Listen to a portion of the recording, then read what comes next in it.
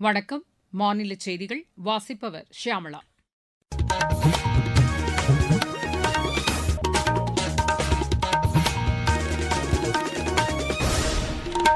தலைப்புச் செய்திகள். தொழில்துறை விரைவான வளர்ச்சியை கண்டு வருவதாக பிரதமர் திரு நரேந்திர மோடி கூறியுள்ளார். மத்திய அரசு மேற்கொண்ட நடவடிக்கைகள் காரணமாக பெண்கள் அனைத்து துறைகளிலும் முத்திரை பதித்து வருவதாக உள்துறை அமைச்சர் திரு அமித் ஷா தெரிவித்துள்ளார். தமிழக சட்டப்பேரவை உறுப்பினர்களுக்கான புத்தாக்க பயிற்சி வரும் 16 மற்றும் 17ஆம் தேதிகளில் நடைபெறும் என்று அறிவிக்கப்பட்டுள்ளது.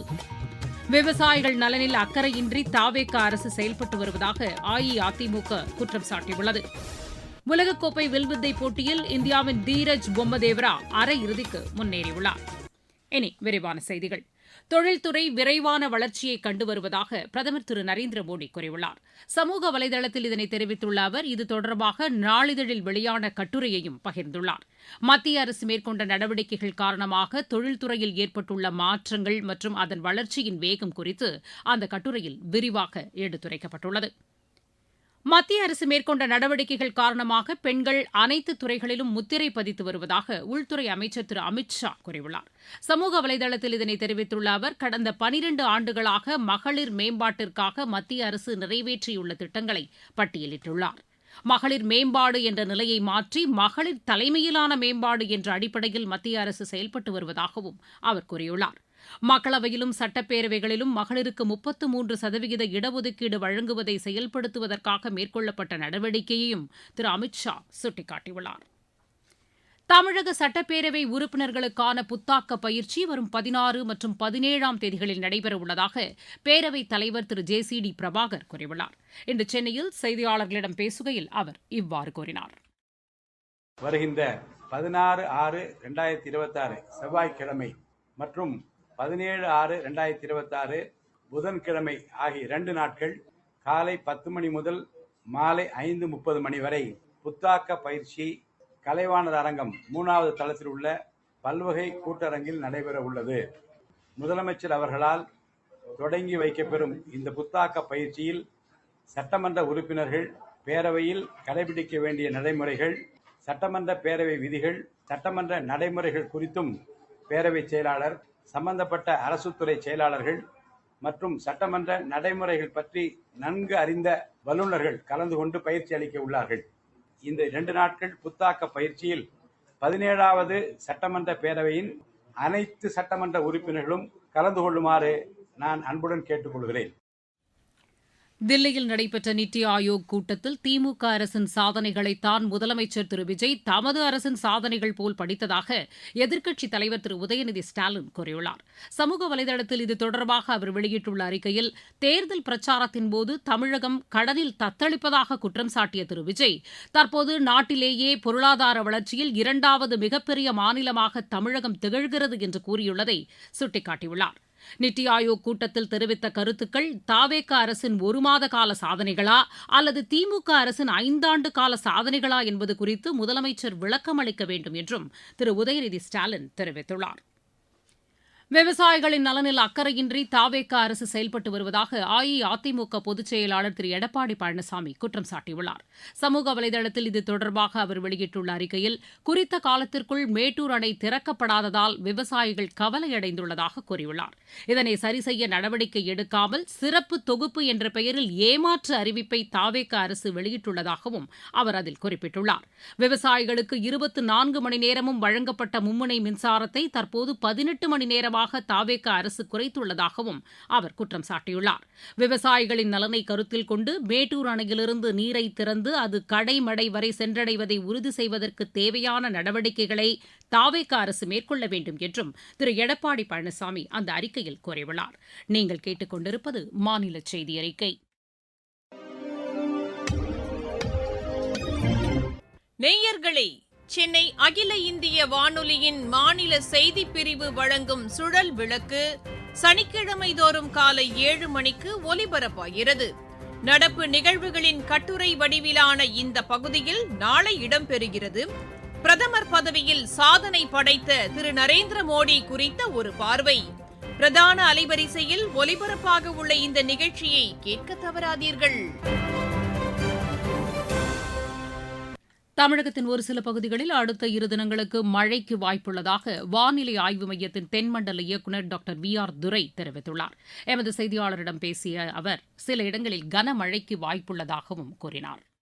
சுமார் 3.1 கிலோமீட்டர் உயரத்தில் தெற்கு ஆந்திரம் மற்றும் அதனை ஒட்டிய பகுதிகளின் மேல் ஒரு வளிமண்டல சுழற்சி நிலவுகிறது. இதன் காரணமாக அடுத்த 2 நாட்களுக்கு மேற்குத்தொடர்ச்சி மலை மாவட்டங்கள், டெல்டா மாவட்டங்கள் மற்றும் வட தமிழகத்தில் ஒரு சில இடங்களிலும் இடி மின்னல் மற்றும் பலத்த காற்றுடன் கூடிய மிதமான மழை பெய்ய வாய்ப்புள்ளது. ஏனைய தமிழகம், புதுவை மற்றும் காரைக்கால் பகுதிகளில் இடி மின்னலுடன் கூடிய லேசான மழை பெய்யக்கூடும். சென்னை மற்றும் அதன் புறநகர் பகுதிகளை பொறுத்தவரையில் அடுத்த 2 நாட்களுக்கு வானம் ஓரளவு மேகமூட்டத்துடன் காணப்படும். மாலை இரவு நேரங்களில் நகரின் ஓரிரு பகுதிகளில் இடிமின்னலுடன் கூடிய லேசானது முதல் மிதமான மழை பெய்ய வாய்ப்புள்ளது. சேலம் விமான நிலையத்தை விரிவாக்கம் செய்ய நடவடிக்கை எடுக்கப்பட்டுள்ளதாக அதன் இயக்குநர் திரு நௌஷாத் கூறியுள்ளார். இன்று சேலத்தில் செய்தியாளர்களிடம் பேசுகையில் அவர் இவ்வாறு கூறினார். இப்போ இருக்குது 2 சைடில் எக்ஸ்பான்ஷன், டபுள் சைஸ் சைடு இந்த கன்வேயர் பெல்ட் எல்லாமே வந்துடும். இப்போ இருக்குது அரைவலும் டிபார்ச்சரும் எல்லாமே சேர்ந்து டிபார்ச்சர் ஆகிடும். தனியாக அரைவல் வந்துடும். സ്ഥലത്തേക്ക് ഏപ്രിൽ தான் പറയുന്നത്. அந்த ஏப்ரல் 2 ஃப்ளைட்டுக்கு தான் இருந்தது. இப்போ 2 அடிஷனலா 4 ஆகி அப்போ ஒரு கன்ஸ்ட்ரக்ஷன் முடிஞ்சாச்சு. இன்னும் ஆப்ரேஷன் செய்யுது. പക്ഷേ DGCA പെർമിഷൻ കിട്ടിക്കഴിഞ്ഞാൽ 4ലെയും இந்த மாதிரி நார்மல் யூஸ் செய்யும். ஆல்ரெடி நம்ம ஹெட்குவார்ட்டர்ஸ் இன்டிமேட் செய்து இந்த மாதிரி நைட்டில் பார்க்கிங் ஃபெசிலிட்டி இருக்கு. இப்போ லேண்ட் அக்விசிஷன் நம்ம 400 ஏக்கர் கேட்டிருக்கு. அதில் இப்போ 210 ஏக்கர் கிடைக்குது. அந்த 210 ஏக்கர்ல இந்த மாதிரி நைட் லேண்டிங் ஃபெசிலிட்டி அதுக்கு தான் 360 crore சாங்ஷன் ஆயிருக்கு.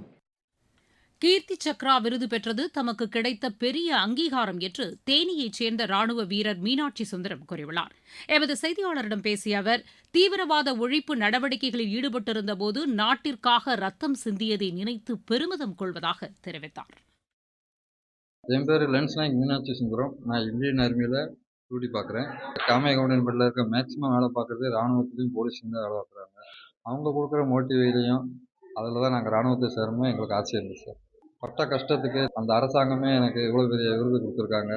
அது மிகப்பெரிய சந்தோஷம். அது எங்கள் குடும்பத்தார்களும் எங்கள் ஊர்க்காரங்களும் எல்லாம் சந்தோஷப்பட்டாங்க. அதுக்காண்டி நான் ரொம்ப சந்தோஷப்பட்டேன். சீஃப் பிரிவு கமாண்டராக இருக்க தீவிரவாதி பிடிக்கிறத எங்கள் குறிக்கோளாகவே இருந்துச்சு. அதுக்காண்டி எங்கள் உயிரவே தியாகம் பண்ண கூட தயாராக இருந்தோம். வருங்காலத்தில் ராணுவத்தில் சேர்ற இளைஞர்களுக்கு நான் சொல்கிறது, ஸ்கூல்லேருந்து NGC, NSS இந்த மாதிரி இதில் சேரணும். காலேஜில் போய் NGCயில் சேரணும். அவங்களே உங்களுக்கு பாதி சொல்லி கொடுக்குறாங்க. அந்த ஆசையை தூண்டிடுவாங்க. நம்ம உடல் தகுதி எந்த கெட்ட பழக்கம் இல்லாமல் அந்த 21 வயசுக்குள்ளே நம்ம எப்படியாவது சேரணும்னு நினச்சா கண்டிப்பாக செஞ்சிடலாம். மாவட்டச் செய்திகள்.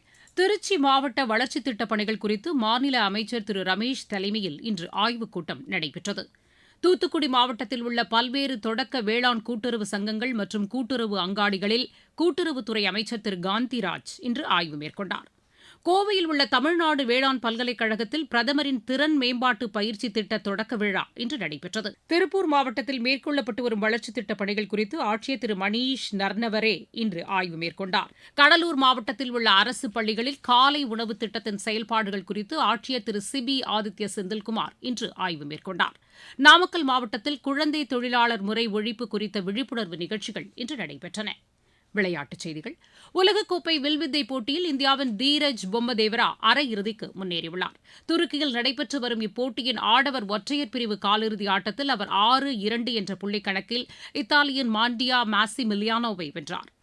உலகக்கோப்பை துப்பாக்கிச் சுடும் போட்டியில் பங்கேற்பதற்கான இந்திய அணி அறிவிக்கப்பட்டுள்ளது. சீனாவின் ஹாங்ஷுவில் அடுத்த மாதம் 20ஆம் தேதி தொடங்கி 29ஆம் தேதி வரை நடைபெறவுள்ள இப்போட்டியில் அனீஷ், ஓம்கார் சிங், இளவேனில் வாலறிவன் உட்பட 30 பேர் இடம்பெற்றுள்ளனர். இதேபோல் எகிப்தின் கெய்ரோவில் அக்டோபர் மாதம் 8ஆம் தேதி தொடங்கி 16ஆம் தேதி வரை நடைபெறவுள்ள போட்டியில் அர்ஜுன் பபுட்டா, தனுஷ் ஸ்ரீகாந்த், திவ்யா, ரிதம் சங்வன் உட்பட 30 பேர் இடம்பெற்றுள்ளனர். பிரான்சில் நடைபெற்று வரும் சர்வதேச பேட்மிண்டன் போட்டியில் இந்தியாவின் அன்வேஷா கவுடா காலிறுதிக்கு முந்தைய சுற்றுக்கு முன்னேறியுள்ளார். மீண்டும் தலைப்புச் செய்திகள். தொழில்துறை விரைவான வளர்ச்சியை கண்டு வருவதாக பிரதமர் திரு நரேந்திர மோடி கூறியுள்ளார்.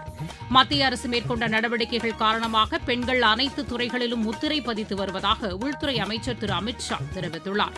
தமிழக சட்டப்பேரவை உறுப்பினர்களுக்கான புத்தாக்க பயிற்சி வரும் 16 மற்றும் 17ஆம் தேதிகளில் நடைபெறும் என்று அறிவிக்கப்பட்டுள்ளது. விவசாயிகள் நலனில் அக்கறையின்றி தாவேக அரசு செயல்பட்டு வருவதாக அஇஅதிமுக குற்றம் சாட்டியுள்ளது.